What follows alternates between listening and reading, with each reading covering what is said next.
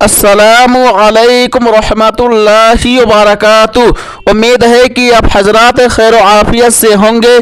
अल्लाह रब्बुल इज़्ज़त आप लोगों को इसी तरह खुशहाल रखे, आमीन। फतावा देवबंद 786 यूट्यूब चैनल में आपका खैर मक़दम इस्तक़बाल है। मेरे दोस्तों, तहज्जुद की नमाज में दुआ मांगने का सही तरीका क्या है? कुछ लोग कहते हैं कि तहज्जुद की नमाज के सजदे में दुआ मांगनी चाहिए, इस तरह दुआ कबूल होती है।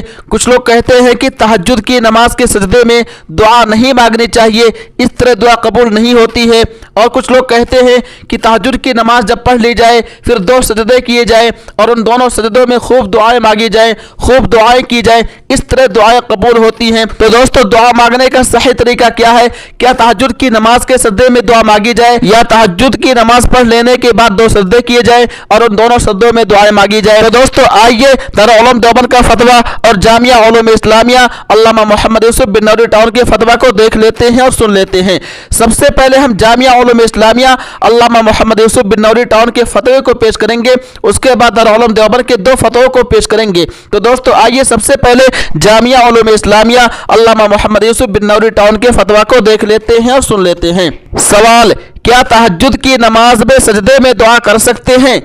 जवाब, बसूरत मसूला नफिल नमाज ख्वाह दिन की हो या रात की हो, में सजदे में अरबी में दुआ कर सकते हैं, बशर्ते कि वह कलामुन्नास के मुशाबे न हो। अलबत्ता फराइज में अफजल यह है कि सजदे में सिर्फ सजदे की तस्बीह पढ़ी जाए और नमाज में अरबी के अलावा किसी और जुबान मसलन उर्दू, फारसी या अंग्रेजी वगैरह में दुआ करना जायज़ नहीं। इसी तरह अरबी में ऐसी दुआ करना भी दुरुस्त नहीं जो कलामुन्नास के मुशाबे हो। लिहाजा अगर किसी ऐसी चीज़ की दुआ की गई जिसका सवाल बंदों से किया जा सकता हो और ऐसे अल्फाज कुरान या हदीस में कहीं नहीं आए तो नमाज फासिद हो जाएगी। फ़क़त वल्लाहु आलम। जामिया उलूम इस्लामिया अल्लामा मोहम्मद यूसुफ बिनौरी टाउन। अब आइए दारुल उलूम देवबंद के फतवा को देख लेते हैं और सुन लेते हैं। उन्वान, सजदे की हालत में दुआ मांगना। सवाल, कैसे हैं आप? मेरा सवाल यह है कि क्या हम नमाज की सजदे में दुआ मांग सकते हैं, और अगर मांग सकते हैं तो सजदे की तस्बीहात कैसे हिसाब से पढ़ेंगे? जवाब, बिस्मिल्लाहिर्रहमानिर्रहीम।